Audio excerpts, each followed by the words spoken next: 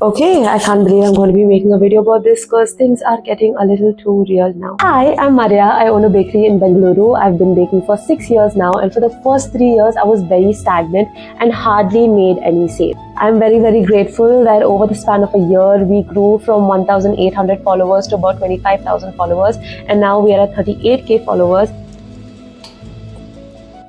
I love baking, but running a bakery business is not as cute as it seems on Instagram. Okay, let's be honest for a few minutes here, okay?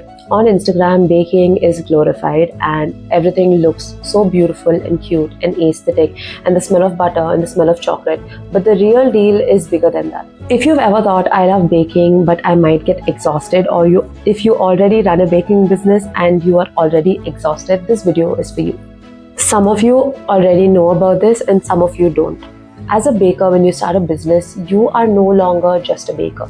You are a content creator, you're an accountant, you're the one who manages stock, you're the one who goes and buys all the stock, you are the one who's doing the pricing, and if you're hiring, you are also the HR. And it doesn't stop there. You are also the one who's supposed to be doing the selling, and you are also the one negotiating with the customer. And if, God forbid, anything happens, you are also the one receiving all of the backlash. But with all of this, you are still expected to bake a perfect cake, cookie, or cupcake, or whatever is on your menu. And somewhere along the way, because of all these things, baking that was once joy and therapeutic now becomes pressure. And then the question hits, should I stop baking? Is this the path that I'm supposed to take?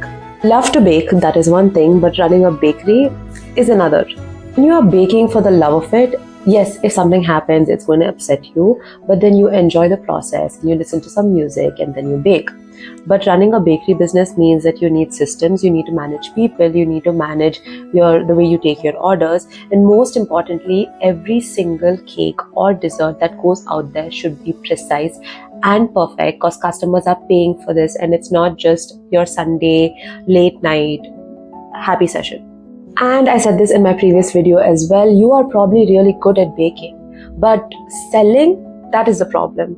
Making sure everything comes perfectly every single time, that is the problem. And there's a really good chance that you don't hate baking, but you hate all of these processes that make baking a little all over the place. Some things you probably hate about baking is one, being underpaid, overworked, and third one is probably because you don't know how to scale your business, and fourth one probably because you might be baking alone.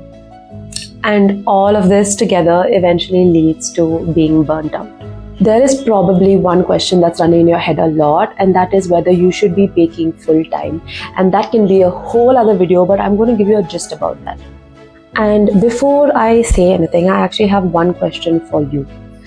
When you get one cake order or two cake orders on the same day around the same time, does it stress you out, or are you happy? Now, the answer is probably that you are very happy that you got an order. But when you're making the cake, if the cake starts to fail and you have to come up with a quick way to resolve the issue, and you're stressed because at this point you're like, okay, the cake has to be picked up at 3 o'clock, I'm making a cake at 2 o'clock, what do I do when you start getting stressed? Now think about that every single day for the rest of the near future. And is that something you are ready to take up? Baking full-time is probably not the problem that you're going to face, but if you don't have a proper structure or boundaries with your customers or clients, that is going to be your biggest problem. If someone wants to place a cake order for the same day in the next 3 hours and you take up that order, that's more pressure on you, and that's eventually going to crumble your business. It's the word crumble in a baking video, that's so mindful of me. Now, this topic is something I need to talk so much about because I used to be in that space. Now, we think that we either have to bake full-time and quit our corporate jobs, and we can't bake and work our corporate jobs at the same time. But I've seen so many bakeries and small business owners who run thriving baking businesses just on the weekends. I feel like this is a very strong option if you are wondering whether you should take up baking full time. First, do it along with your corporate jobs or the other work you have in life, and then as the business grows, you can decide whether you want to bake full time. That gives you time to actually see if you want to bake full time, but also make money on the side so that you are able to live a proper sustainable life. Now, this is a hard burner, okay? Now, as a baker, I constantly feel like this. I think as a business owner itself, multiple people go through this phase, and that is the fact that you are not failing, and if you are tired, if you're exhausted and you're like, what am I doing with my life, it's probably because you're ready for the next part of your life and you just don't realize that. And this is just a very gentle reminder that when things are changing in your life, it can get frustrating, and it's very, very normal. On social media, I've always been putting the best parts of my baking business, and that's also because when there's a lot of things happening and it's really under pressure, I don't get a chance to record the content, because at that moment my top priority is to solve the issue, because there are other clients or customers or even my team members related in this. So my first instinct is not to, okay, take a camera, shoot this, I'm going to solve this problem. So maybe on Instagram everything is shown really light and beautiful and aesthetic, but that's not really the case.